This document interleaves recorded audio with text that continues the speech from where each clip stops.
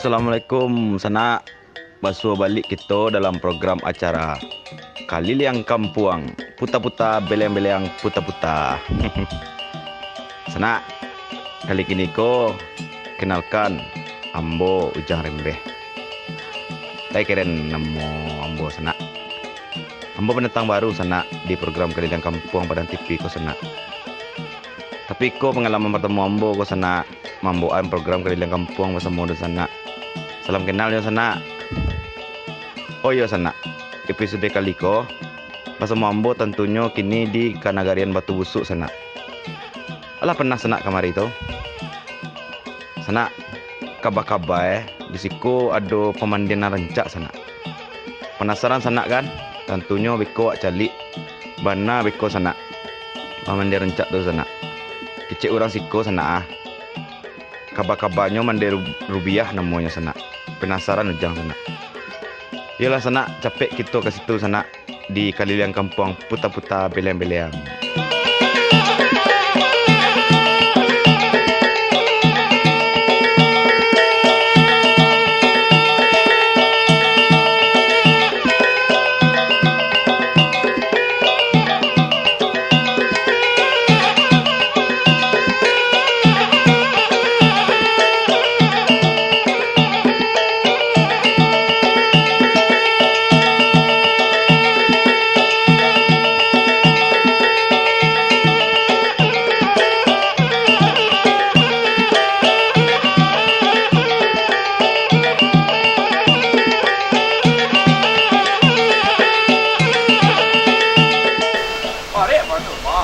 Sana, Assalamualaikum warahmatullahi wabarakatuh. Bersebut Jambo Jo Jang Rembeh di acara Kaliliang Kampuang puta-puta beleng-beleng di Padang TV.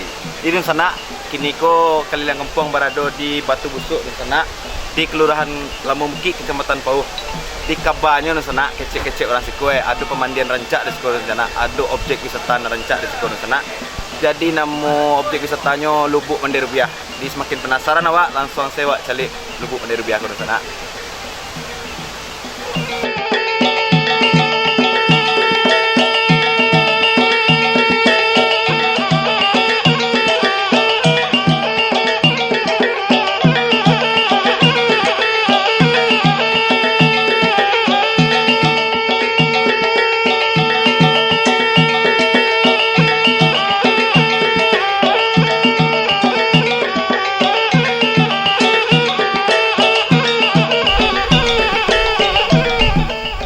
Sana, iko pipa yang datang kapal luar ko sana. Iko pipa untuk aliran air ke PLTA Kuranji ko sana. Luar biasa waktu busuk sana. Awak lanjut jalan lu.